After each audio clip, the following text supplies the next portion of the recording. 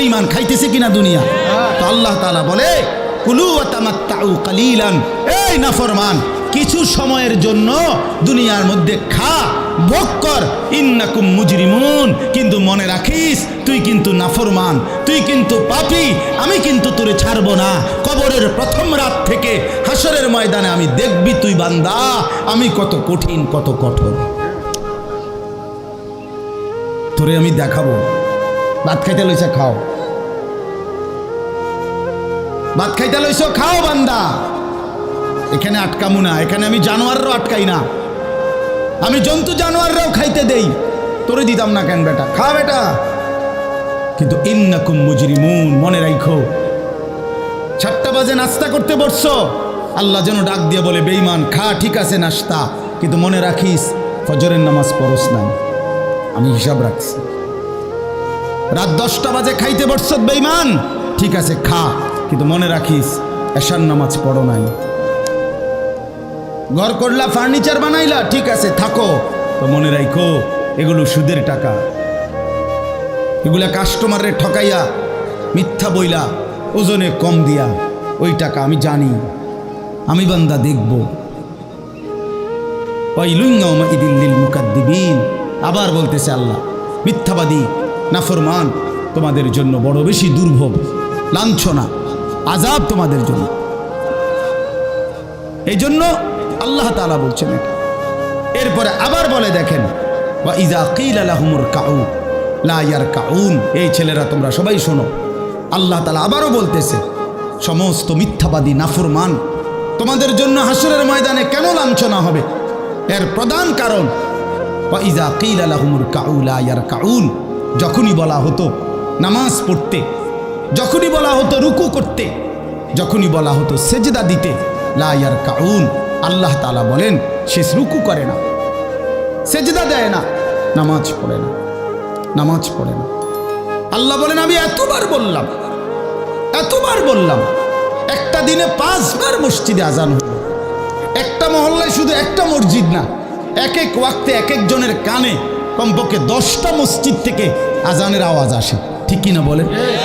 কি রে বান্দা এত শক্ত হইলি কেমনে বান্দা, আমার এত বড় আসমান ও জমিন দিয়া, এত বড় কায়নাত দিয়ে বান্দা আমি তোকে লালন পালন করলাম, বিনিময়ে তুমি একটা সেজদাও দিলা না। 365 দিনে খোদার একটা বছর কোনো দিন ফজরের নামাজ পড়লা না, এ কেমন জিন্দিগি বাপ?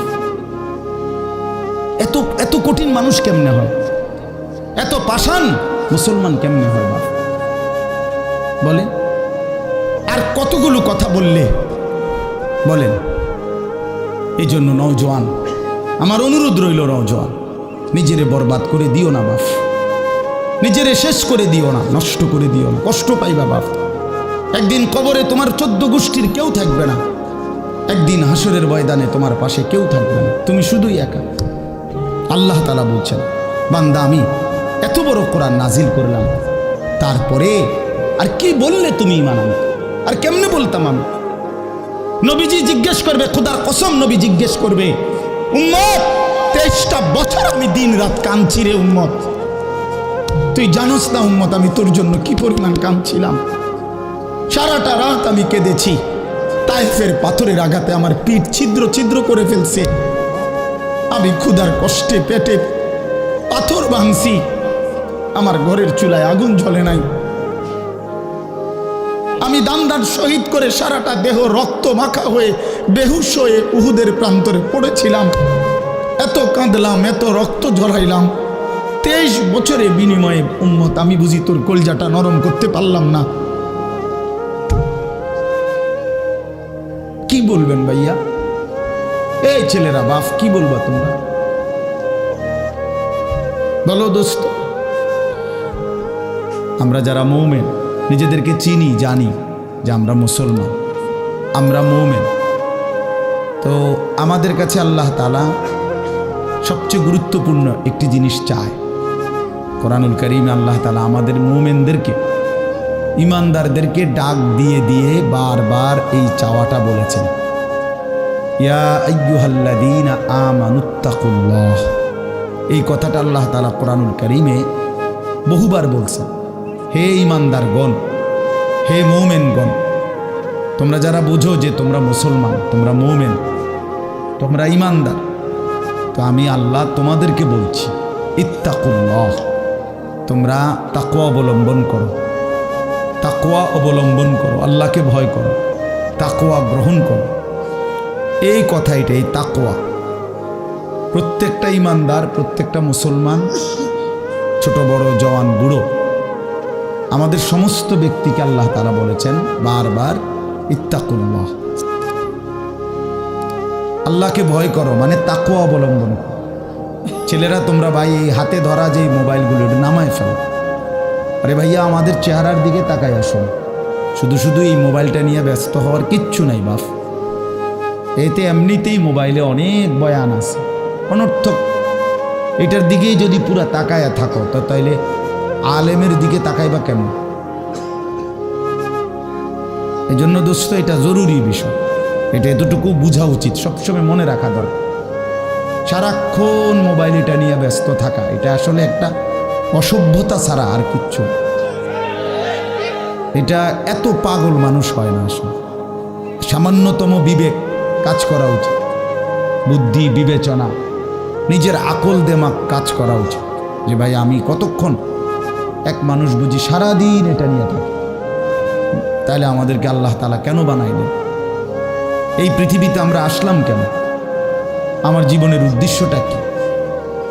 ন্যূনতম আকল তো থাকা উচিত যে আমি আসলাম কেন, কে পাঠাইলেন আমারে, কেন পাঠাইলেন, কার কাছ থেকে আমি আসলাম, আমি যাব কোথায়। প্রতিনিয়ত মানুষগুলো যে মারা যায়, ওরা যাচ্ছে কোথায়, কি হবে তাদের? এই সামান্যতম বুদ্ধি দেমাগ একটা প্রাপ্তবয়স্ক ছেলে, তোমরা কারো বয়স 14 বছর, কারো 16 বছর, কারো 18 বছর, এ তো পরিণত বয়স, মানে পরিপক্ক বয়স। ওয়ালাম্মা বালাগা আশুদ্দা, একেবারে পূর্ণ শক্তির টাইম। কোরআন শরীফে আল্লাহ তাআলা মানুষের হায়াতকে 3টা ভাগে ভাগ করছে। একটা হলো জন্মের পরবর্তী শিশুকাল, আরেকটা হলো যৌবনকাল, আরেকটা হলো বৃদ্ধকাল। এই 3টার মধ্যে আল্লাহ তাআলা নিজেই বলছেন শিশুকাল এবং বৃদ্ধকাল দুইটাই দুর্বল, দফ। এই শব্দের অর্থ দুর্বলতার সময়। আর শুধু কেবল আল্লাহ তাআলা যৌবনকালকেই বলছেন কুওয়াতান, শক্তির সময়। শক্তি, সামর্থ্য, শৌর্য, বীর্য, এই সবটাই যৌবনকাল। এই জন্য শক্তির সময়, সামর্থ্যের সময় মেহনত করতে হয়। যৌবনকালটাই জিন্দেগির প্রধানতম সময়। ভালো কিছু করলেও এই টাইমে, নিজেরে নষ্ট করে দিলেও এই টাইম, গড়লেও এই হায়াত, এটাই সুযোগ, বরবাদ করে দিলেও এটা সুযোগ। বুড়া মানুষ, বয়স্ক লোক ইচ্ছা করলেও অনেক নেক কাজ করতে পারে, ইচ্ছা করলেও অনেক গুনার কাজও করতে পারে। বয়স হয়ে গেছে 60 বছর, 70 বছর, এখন চাইলেই সারা রাত তাহাজ্জুদ পড়তে পারবে না, চাইলেই সারা রাত নাচের আড্ডায়ও থাকতে পারবে না, চললে কুলাবে না। ইচ্ছা থাকলেও পারবে না।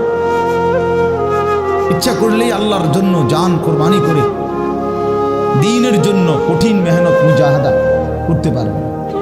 এটা স্বাভাবিক। আমার মনে আছে একটা সময় 2.5 ঘন্টা 3 ঘন্টাও পায়ে হাইটা কোথাও মাহফিলে গেছে, এখন আর এটা সহ্য হয় না। তাইলে হায়াতের একটা অংশ আছে মানুষের।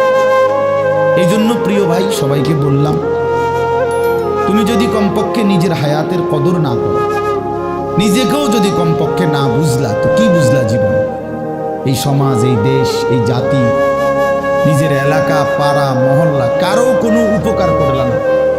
কমপক্ষে নিজের উপকার তো করো, নিজের ভালো, নিজের কল্যাণ, নিজের জন্য তো কমপক্ষে, যে আমি যে একটা মানুষ, আমি যে সারাদিন 1 ওয়াক্ত নামাজ পড়ি না, সারাদিন মোবাইলের মধ্যে নাচ, গান, ছবি, নর্তকীর সিনেমা, নাটক, অস্থির দৃশ্য, উলঙ্গ ছবি, সারাদিন সমবয়সী বন্ধুদের সাথে আড্ডা দিলাম, দুষ্টামি করলাম, ফালতু কথাবার্তা করে কাটাইলাম। আচ্ছা, এটা রাত শেষে ঘুমের টাইমে হলেও তো মানুষের বিবেকে একটু হলেও নাড়া দেওয়া উচিত, জানি বাস্তবিক অর্থে সারাদিন কি করবে? এতটুকু দিমাগ যদি, এতটুকু আকল যদি কারো না থাকে, তো এটা সুস্থ মানুষ কি? এ তো স্বাভাবিক মানুষ না ভাই, এ তো প্রতিবন্ধী, এ তো পাগল, মাতা, অসুস্থ মানুষ। এই জন্য দোস্ত আমার, বন্ধু আমার, এর কমপক্ষে অনুরোধ করলাম, প্রত্যেকটা অনেক ছেলে মাশাআল্লাহ, অনেক নওজোয়ান, তোমরা আমার অনুরোধ রইল, এতটুকু দিল দিয়া ভাইব, নিজেরে নিয়ে শুধু ভাইব, আর কিছু না করো, নিজেরে ভাইব। রাসূলুল্লাহ সাল্লাল্লাহু আলাইহি সাল্লাম বলছেন, এক সাহাবী একদিন নবীজিকে জিজ্ঞেস করছে, হুযাইফা, ইয়া রাসূলুল্লাহ, আমি যদি দ্বীনের উপরে চলতে গিয়ে কখনো এমন হয় যে আমার সাথে কেউ নাই, সবাই আল্লাহর নাফরমানিতে লিপ্ত, আমি শুধু একা, তখন আমি কি করব? আল্লাহ নবী সাল্লাল্লাহু আলাইহি সাল্লাম বললেন, ওয়ালাউ আন তাআদ্দা বিআসলি শাজারাতিন, প্রয়োজনে তুমি একটা গাছের গোড়ালি, শিকড় কামড়াইয়া ধইরা পড়ে থাকবে একা, তারপরও দিন ছাইরো না, আল্লাহকে ছাইরো না, ইবাদতকে ছেড়ে দিও না। সবাই বলতে যায়, সবাই নষ্ট হয়ে যায়, সবাই চরিত্রহীন হয়ে যায়, তারপরও কমপক্ষে নিজের হেফাজত করো। রাসূলুল্লাহ সাল্লাল্লাহু আলাইহি ওয়াসাল্লাম বলছেন, মানুষের মধ্যে অন্যায়, নাফরমানি, মানুষের মনের চাহিদা, খেয়াল খুশি, খামখেয়ালি, এগুলো যখন বেড়ে যাবে, আল্লাহ নবী সাল্লাল্লাহু আলাইহি সাল্লাম বলছেন, ফাআলাইকা বিখাসাতি নাফসি, শুধু তখন নিজেরে আঁকড়ায় দাও, ওয়া দাইল আওয়াম, যাও, না পারলে মানুষের ছেড়ে দাও, যে আমি আর পারলাম না, কিন্তু কমপক্ষে নিজেরে নষ্ট করো, নিজেরে বরবাদ করো, নিজের নামাজটুকু পড়ো, নিজের চরিত্রটা ভালো রাখো। এটা কি জীবন যে আমি বানের পানির মতো, স্রোতের মতো ভাইসা গেলাম,